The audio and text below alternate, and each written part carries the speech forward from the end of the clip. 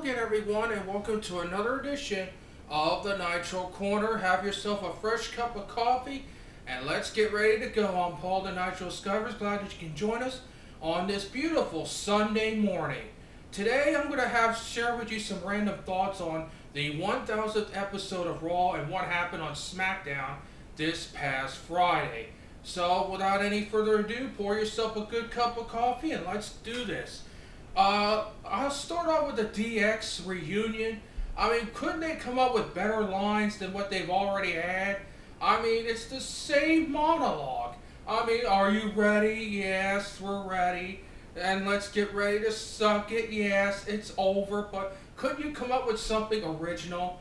Well, Damien Sandow thought he had something original by calling them miscretins and ignoramuses and all that stuff and getting rid of the filth and the ignorance of this DX stuff. Well, he got super kicked and pedigreed by DX, and then, of course, the tagline. You gotta get the tagline in to put yourself over. We got 2 words for you. Yeah, you know, same thing. Couldn't you come up with something any different? Something fresh, something bold. But no, we stick to the tried and true, doesn't it? A little disappointing as far as I'm concerned on that. Speaking of which, we had the return of the Brothers of Destruction. The Undertaker came for what, the 4th time? I mean, I can understand a couple guys not getting on the show, but really feeding them to Undertaker and Kane so they make themselves look good. Okay, they did their job, but the Brothers of Destruction, that's kind of an old idea, don't you think? I mean, the Undertaker's already well established. Kane, already well established. One night, okay, that's fine, but don't make it a permanent thing. Speaking of which, Kane has really improved his game as a singles wrestler lately and should be in that #1 contender's position. Of course, I'll talk about that in a little bit. I was very surprised to see the return of Lita and the return of the APA. Heath Slater, not a good night for you, Heath. The one-man Southern band got kaput down at the hands of the legends of the WWE, like Rikishi and Bob Backlund. My boy, Mr. Bob Backlund, to you people, should be the next president of the United States. We already got Obama in the White House for God knows how long. Please let it end. And, who else was there? Vader and Sid Vicious. Tremendous. That was a great angle. Lita picking up the win in that no disqualification, no count-out match against the one-man Southern band. Heath Slater. He went down like a ton of bricks. Now that's funny. Of course, and then the 2 things I want to mainly focus on right now. First off, the wedding. Sorry, Daniel, I don't have a wedding gift for you, but you got what you deserved, didn't you, Daniel? You got rejected at the altar as Mr. McMahon comes strolling down the aisle as he normally does, and he comes out there and says, I have a proposal for AJ, and that is that AJ is the new general manager of Raw. That's right, AJ is now the general manager of Raw. Permanent general manager. Oh, what fun it is to have AJ as our permanent general manager. Can you imagine the decisions she'll be making? Oh my goodness, if no one watches the Batman movie, then you're going to be in a contest with Kane. That stuff's tremendous. AJ did a great job in it, flipping around in her white dress after saying no to Daniel Bryan, that loser. And then Daniel getting upset, oh, I don't care. And all that stuff. And then, of course, being interrupted by Dwayne The Rock Johnson. That's right. Dwayne The Rock Johnson returned along with CM Punk after CM Punk says, sorry, pals, you got what you got. Anyway, Dwayne comes out there and says that at the Royal Rumble, The Rock is going to go 1-on-1 with the WWE Champion. Put the brakes on this, people. Time out. Let me ask you this. Who has he beaten in the last couple years to earn himself a title shot? Oh, he beat John Cena. That's one match. One match. Who else has he beaten? Has he beaten Daniel Bryan? No. Has he beaten CM Punk in a non-title match? No. Has he beaten the one-man Southern band Heath Slater? No. Has he beaten Kane lately? No. Where's he at? He's in Hollywood. That's right. Oh, he's from Hollywood. Automatic title shot because he's a box office attraction. Please. Really? You're going to give Dwayne "The Rock" Johnson a title shot just because he returned to Raw 1000 and that he was going to get the title shot at the Royal Rumble? Oh, gee, how about wrestling again, Dwayne? I mean, it's real simple. You're literally leapfrogging over the entire competition to get your title shot, and you're announcing at the 2013 Royal Rumble. Really? Really? Why don't you start beating the contenders like the one-man Southern band Heath Slater, humiliate him one more time? How about Damien Sandow? He might call you ignoramus. How about Daniel Bryan? Mr. Yes, who unfortunately becomes Mr. No at the wedding. How about beating CM Punk in a non-title match? How about beating Chris Jericho or Alberto Del Rio? How about beating some wrestlers? And then you'll be able to get a title shot. But no. Oh, go right ahead, Dwayne. Give yourself another title shot. More about him in a little bit. And then, of course, he planted Daniel Bryan with a rock bottom. And then after the match, we come to find out our social media ambassador, Mr. Winning, Charlie Sheen, called out Daniel Bryan. Charlie, please do yourself a favor. Please, just do yourself one simple little favor. Don't get involved in professional wrestling. You're not a wrestler. You're an actor.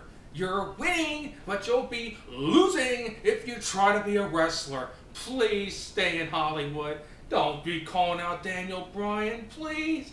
I mean, I've had enough with Snooki.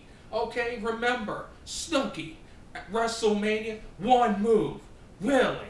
Come on now, have some common sense. If not, it'll be from winning to losing.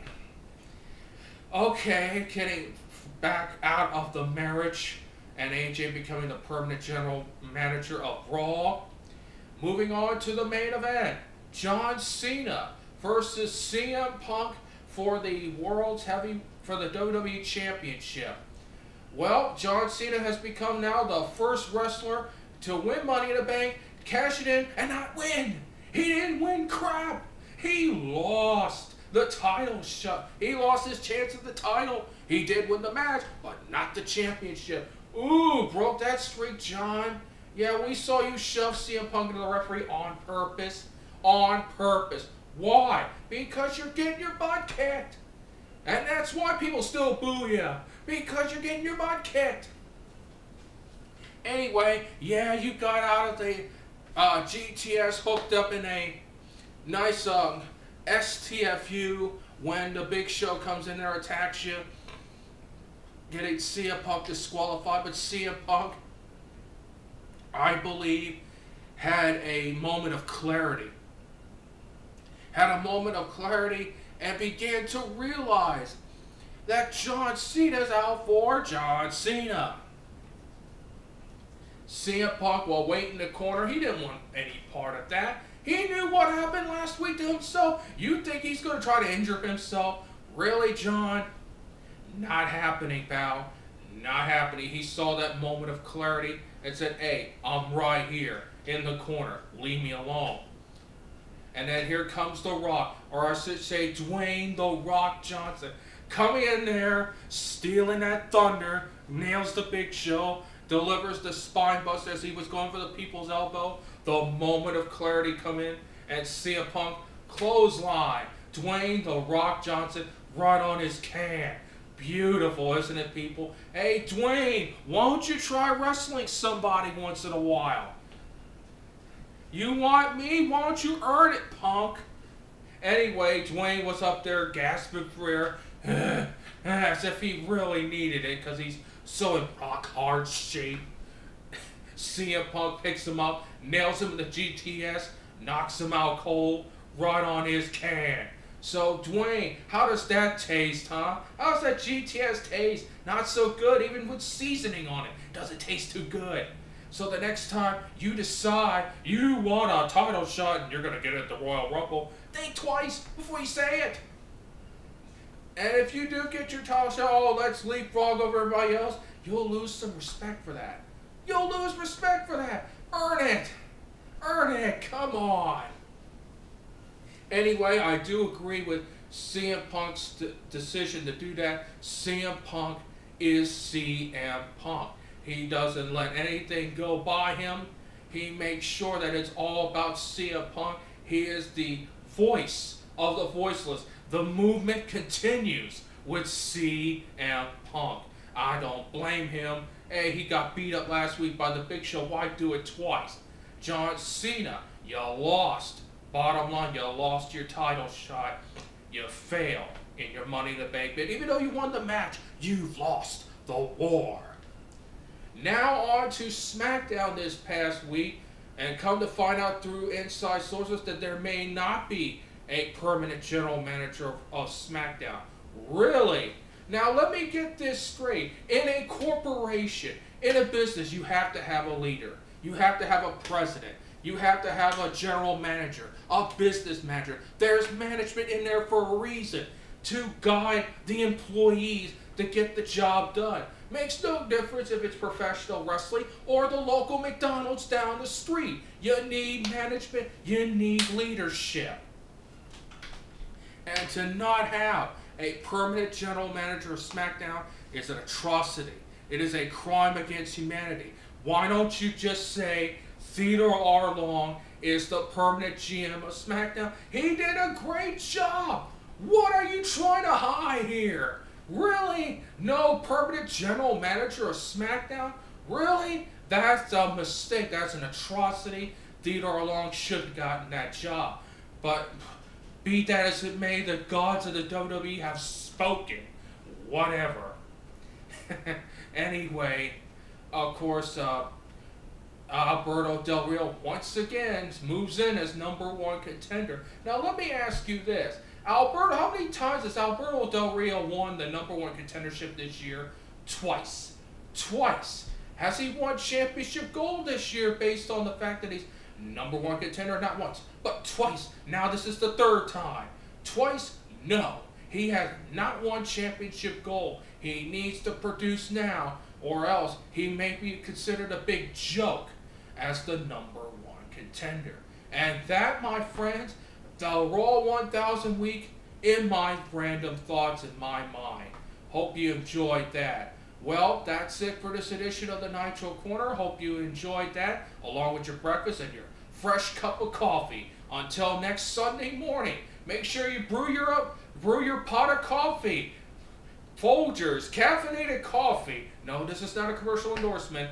Have some breakfast and tune in each and every Sunday morning. That is it for the Nitro Corner. I'm Paul the Nitro Scudder saying, so long, everybody.